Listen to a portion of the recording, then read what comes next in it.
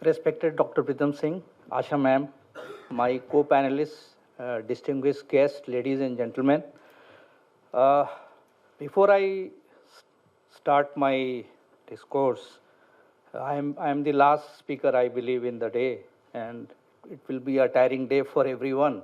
But before I go on, since I'll talk from my organization context, I have one or two questions to the audience. How many of you own a Maruti car? Please raise your hand. Okay, now next question. How many of you have driven a Maruti car? Okay, now you would be wondering why I am asking this. See, times are changing. Just to let me give you a fact that when we started, we were only 3 companies in India. Today we are 19 in this country, and many more are going to come in very shortly. Now, the leadership that Maruti maintains is almost close to 50%, but that's not going to remain the thing in the coming times. So there are changing times, changing customer need, everything is changing, technology is changing. So the question is that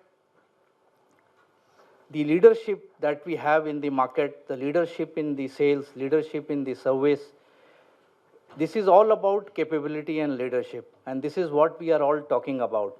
An organization is all made up of leadership, all kind of leadership. Now, in our context, let me tell you, we are one company which is very different than some of our competition. Is that we are a company which is not buying talent. We are the one company which is building talent, and this is the differentiating factor which has kept us on the pole position for almost 3 decades. But if we have to be the leader in future, we have to do something different. We have to be ahead of the competition. We have to be the game changer. And that cannot happen until and unless we create a skill set, mindset of the people that we are grooming. And how do we do it? How we are going to do it? What we are doing is very, very important. Things are not going to remain what we did yesterday, what we are doing today, and what we will do tomorrow. So, from that practical concept and context, I'd like to share few of the things that we talk about. One of the things is that for any organization to remain a leader for successive decades, there will be a sense of complacency also. That whatever we make, we sell. That's not going to remain all the time. The question is that the mindset of people and the leadership also has to change. It cannot remain same all the time. And there is a chance that complacency may set in, because I am a leader who can challenge us. But the market is disruptive, as you all know. Things are changing very fast. Now, I being from an HR point of view, would like to share a few things that what we are doing. When I said we build talent, we don't buy talent. We have almost 95% of our hiring that we do through the campus route, whether it is a GET or a management trainee or even a shop floor worker that we take, what we call as blue collar, from the ITIs that we hire or the diploma holders that we hire directly from the polytechnics. Now they constitute almost 95% of our all hiring. So the question is, how do we build them? How do we groom them? What's the kind of leadership that we are building in them? And also to ensure that the market is growing, there is a chance that attrition may set in.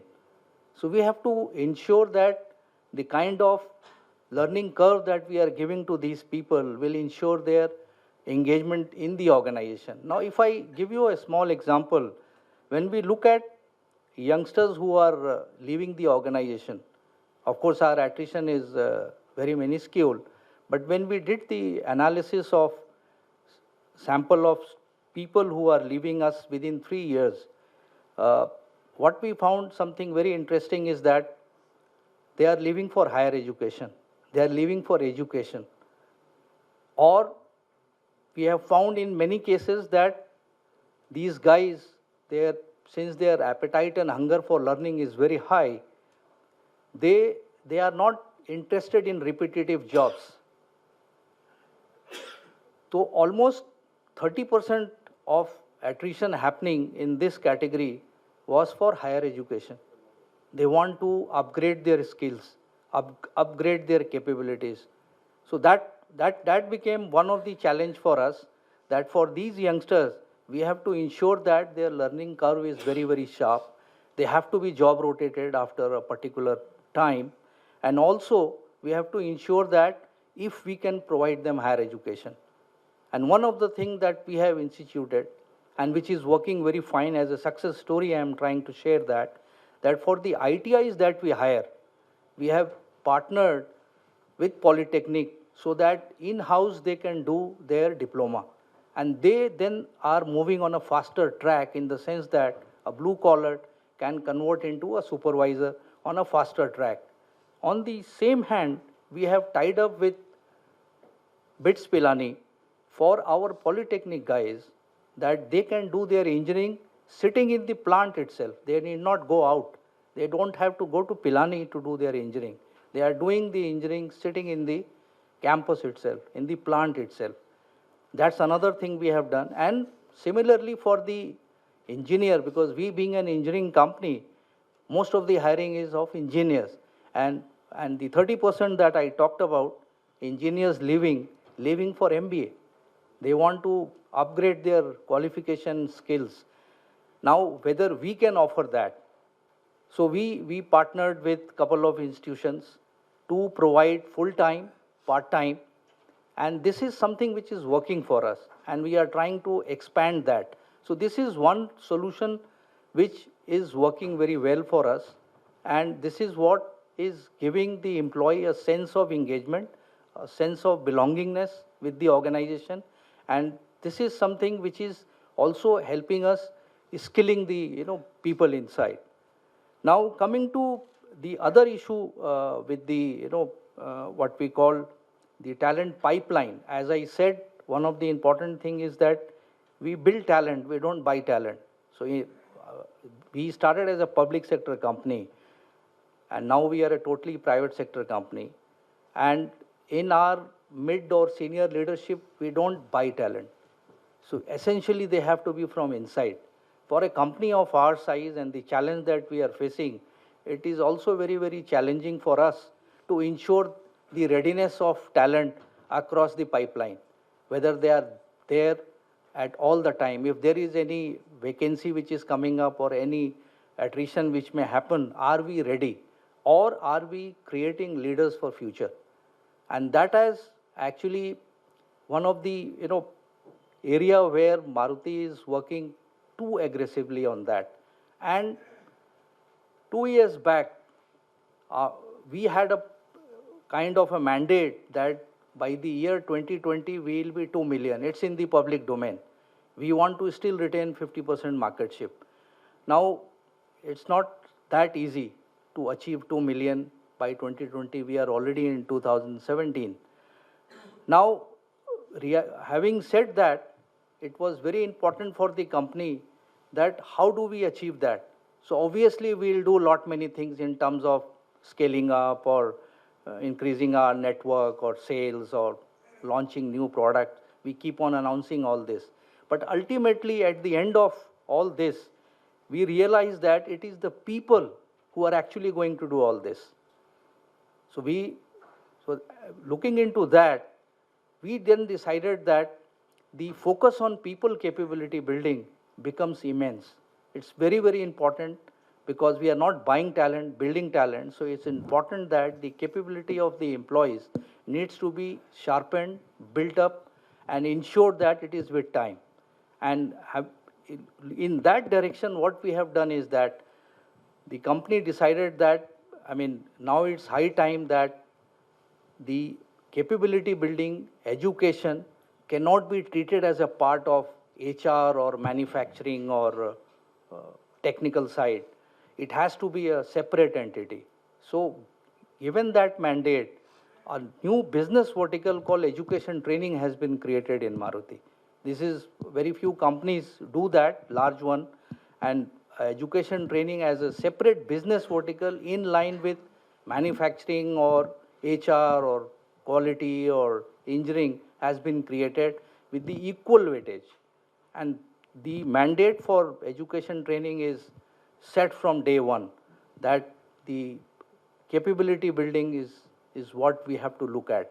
And in that area, what education training is doing is that the capability building and the leadership pipeline development has been taken across bands, across level, so that we have readiness all the time. A lot of work is happening on that.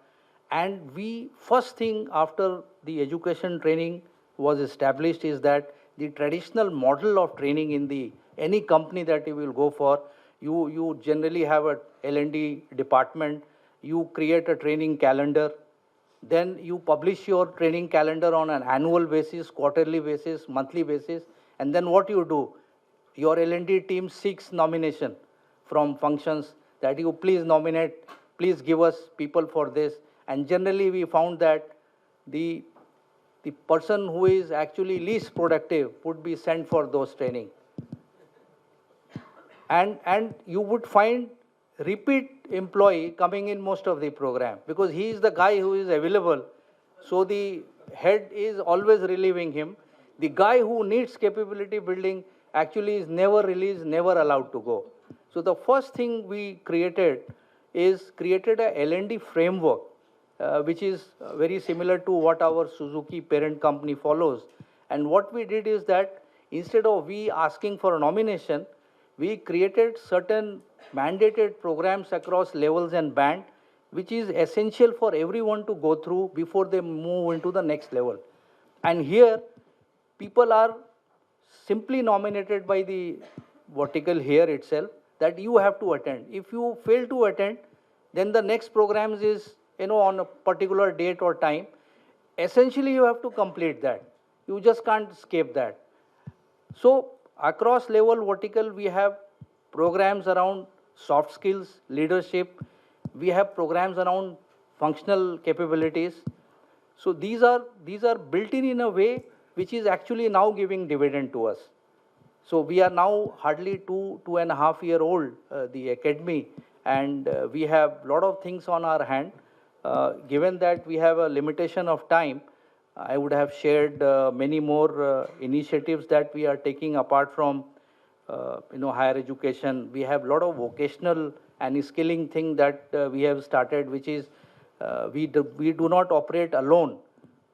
We have a value chain, which is our vendor partners, where we are working a lot in terms of skilling, and we have our dealers who actually sell and service our product.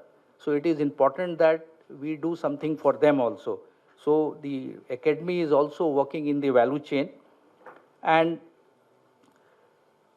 last that I would like to say is that, as a company, we'll always have challenge, and we'll have to keep on innovating and looking at newer ways and means. But we understand that in a complexity that we are in, a one-size-fit-all kind of a strategy doesn't work. So we have different strategy of building leadership, capability building across levels, bands, regions, across functions. We have to differentiate. We are innovating. Some of the things are working. Some of the things have failed also. And with failure, we are learning how to improve.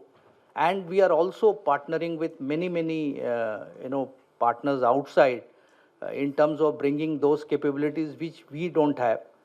And that is actually working. And lastly, I would say that so far so good. We have been able to be the leader as yet. And the best thing is that today Maruti's market cap is bigger than the parent company Suzuki. And we are proud to say that our product like Baleno is now being sold in Japan, which is so stringent on quality. This could have happened if the capability, capacity, the quality mindset, we would not have been created for the people that we have. And rest of the thing we can take in questions. Thank you very much. Thank you.